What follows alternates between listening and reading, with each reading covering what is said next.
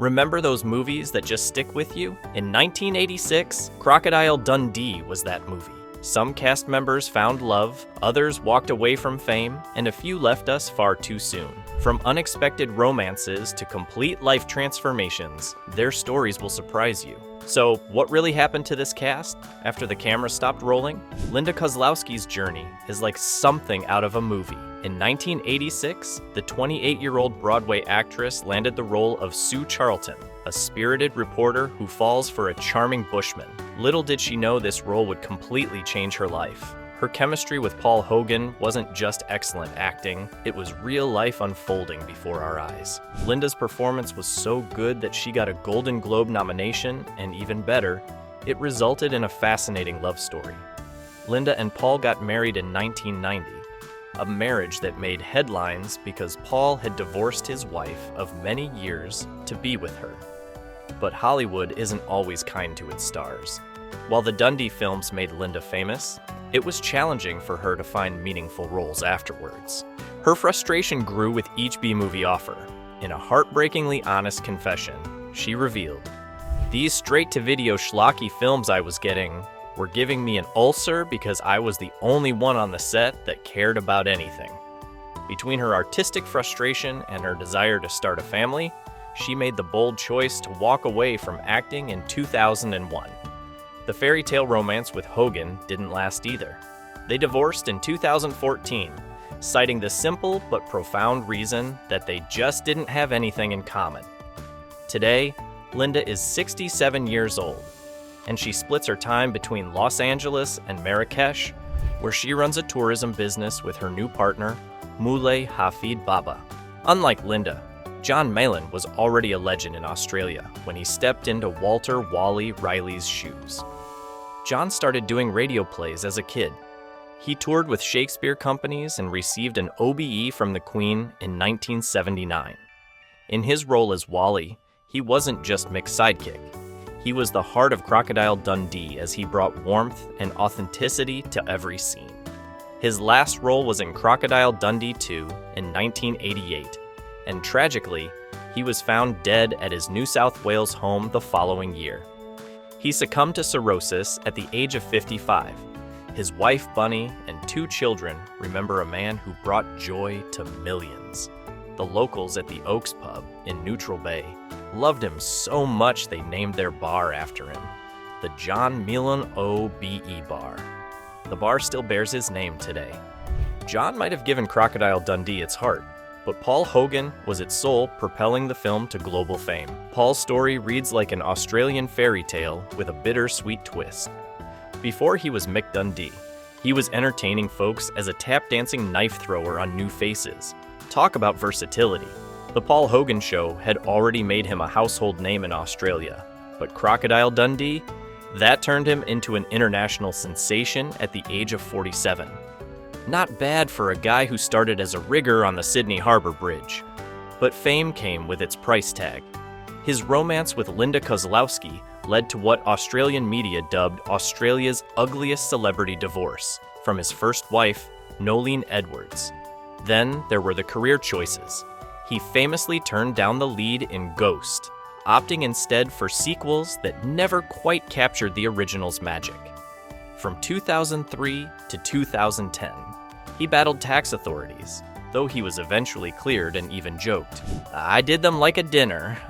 Now at 85, he's mostly out of the spotlight, though he made headlines in 2022 when controversy erupted over homeless people camping outside his Venice mansion. Recent times have brought new worries, with concerns over his son Chance and his grandson Jake's legal troubles at Sydney Airport. While Paul Hogan became the face of Crocodile Dundee worldwide, David Gulpilil brought the film an authentic connection to Australia's rich Indigenous culture. David's journey to stardom is simply incredible.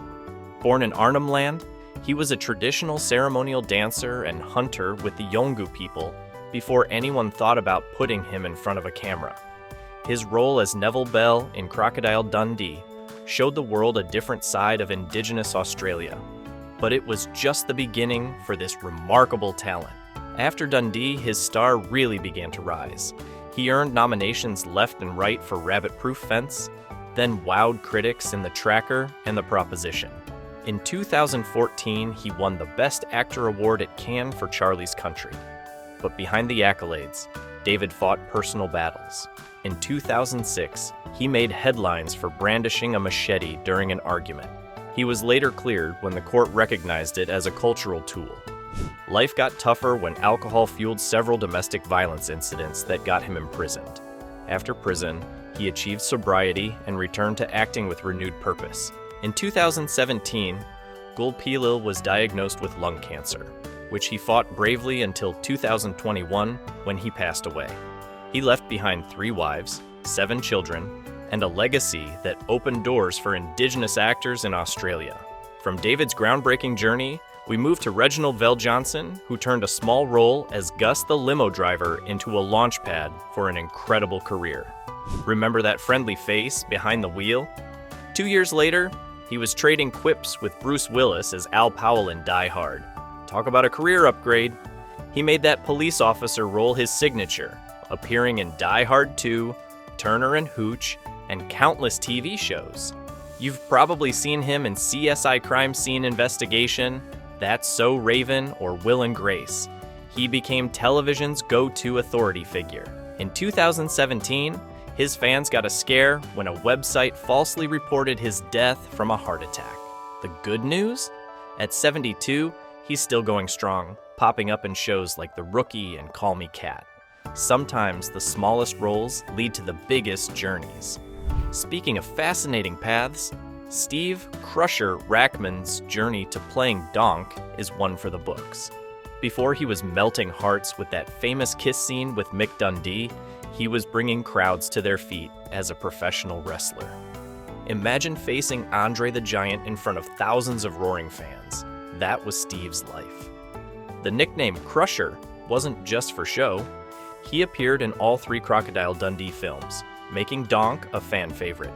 But instead of chasing more acting roles, he made a brilliant business move. He channeled his fitness expertise into opening several successful gyms across Australia. By 2010, he'd built such a successful fitness empire that he could sell it all and retire comfortably. Today, he enjoys a quiet life far from both the wrestling ring and movie cameras. I know most of you are already wondering what happened to Mark Blum, who played Sue's city slicker boyfriend, Richard Mason. Who could forget those scenes where he tried to compete with Mick Dundee's outback charm? After Crocodile Dundee, Mark's career flourished in ways that showed his incredible range. He appeared in many TV series, from The Sopranos to The West Wing, where he brought depth to every role he touched. Mark worked on both dramatic and comedic shows on Broadway. In his later years, he delighted audiences as Uncle Bob in Amazon's Mozart in the Jungle. Tragically, he became one of the entertainment industry's early losses to COVID-19 in March 2020, leaving us at 69. His wife, actress Janet Zarish, and countless fans remember a man who never gave less than his best. Finally, we've got Michael Lombard, who might have had a smaller role as Sue's father, Sam Charlton, but his career was anything but small. Over 50 film and TV roles fill his resume, from spine-chilling appearances in Pet Sematary to sophisticated turns in The Thomas Crown Affair. Unlike many of his co-stars, Michael preferred to let his work speak for itself, staying away from the spotlight and gossip columns. He continued acting well into his senior years, bringing that same reliable professionalism to every role. Marshall in Filthy Rich became another memorable character in his long list of achievements. When he passed away in August 2020 at 86, he left behind a legacy of quiet excellence. Who was your favorite Crocodile Dundee actor, and whose story caught your attention the most? Let me know in the comments below, and make sure to subscribe to the channel for more amazing content.